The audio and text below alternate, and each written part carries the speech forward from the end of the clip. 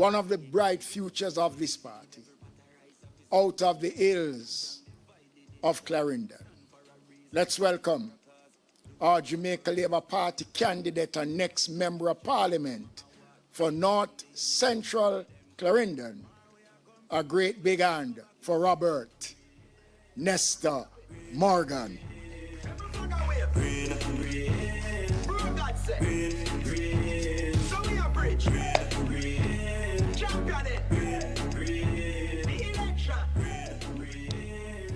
Good evening, Jamaica, and good evening to the people of my North Central Clarendon.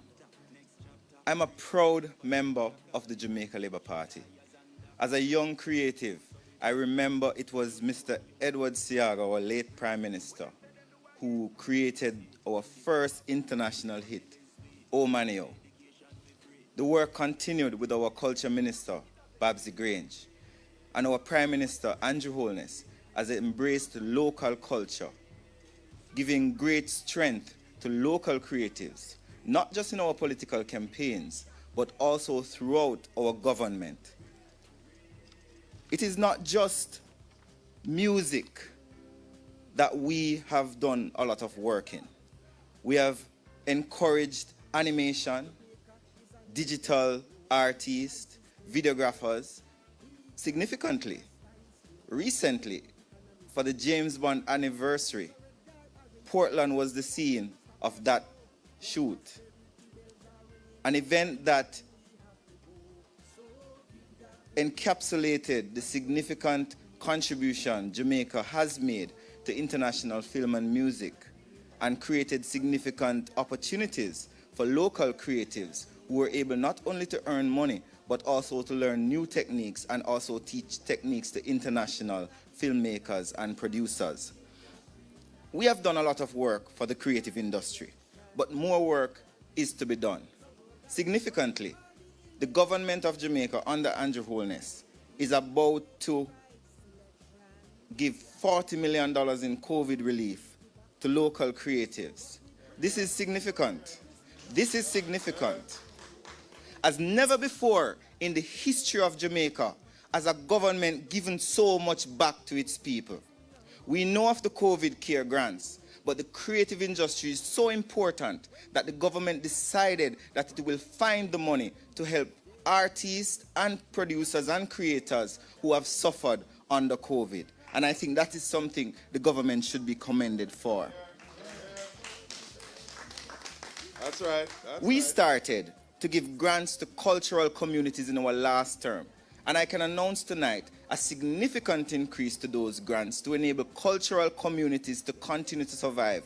We know our Maroons are world-renowned and internationally recognized. We know that people of Port Royal have a rich heritage. And not only are we going to bring more cruise ships to Port Royal, but we're going to empower the people of Port Royal to benefit from these cruise ships, to benefit from these tourists, so that they can earn a piece of the tourism dollar.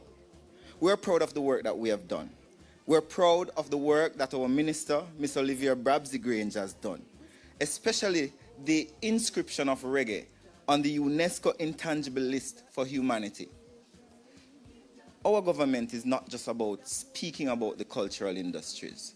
Our government is also about doing things to improve the lives of artists, improve the lives of graphic artists, improve the lives of singers and players of instruments. The other aspect that I wish to speak about before I close is the work that we're doing in terms of branding our country. In 2017, Prime Minister Andrew Holness told Jampro, our promotion agency, to start looking at how we can improve our country branding.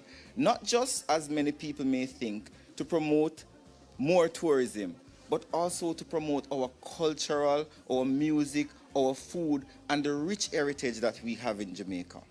Country branding will encourage more people to invest in Jamaica, but also encourage more Jamaicans to have more pride and protect our cultural heritage in a more significant way. A lot of work has been done. We have done many studies on our country branding, and I can announce tonight that in the next term, you will see a massive country branding campaign to encourage more persons internationally and locally to invest in Brand Jamaica.